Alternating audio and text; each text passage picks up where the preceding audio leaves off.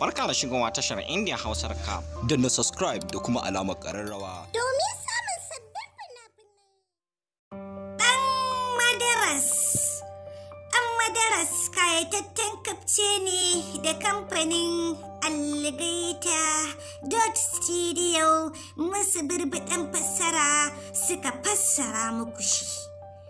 Ɗan Madaras kayataccen labari ne akan wani gagarumin jarumi wanda ya shura wajen zakulo gaskiya. Ɗan Madaras ɗan jarida ne, rikakken ɗan jarida mara tsoro wanda baya shakkan kowa a cikin rayuwarsa.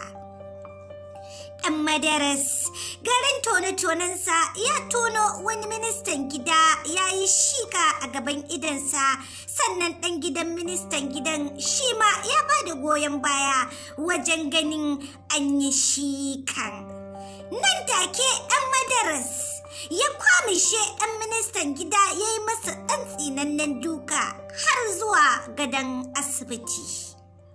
Ministan cikin gida ya fusata ya ce a nema masa wannan ɗan iskan jarumi wanda ya yi wa ɗansa ɗan karen duka ɗan bai lamunta ba.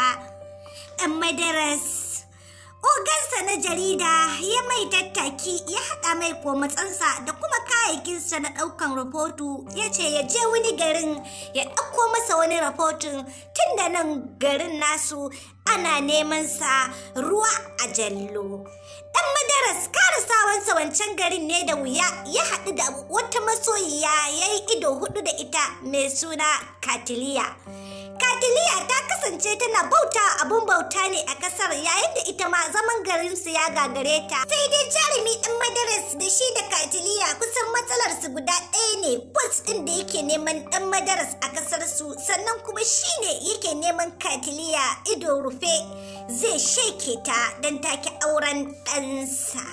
Nan take ɗan Madaras ya ɗauko Katiliya bayan jin wannan labarin daga bakin Katiliya ya kawo ta kasar, ya kawo ƙarshen bus ɗinka, ya sheke bus ɗin sannan ya sheke ɗan nasa.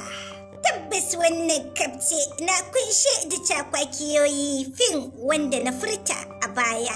Rikab kadai ba zai wadatar maka ba, kai dai nemi naka kayataccen kafce na fim ɗin Ɗan Madaras na kamfanin Algaita don more cakwakiyar da ke cikinsa.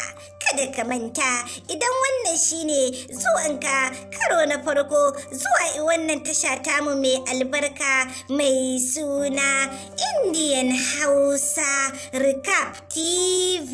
Masoya, ku danna mini subscribe da kuma alaman kararrawa don more fashin baki da ke cikinsa, ko kuma in ce recap na fina-finan Indian fassarar Hausa. Kai dai kulla halaka da wannan tanar tamu mai albarka don sanar da ku masoya da zarar mun ɗau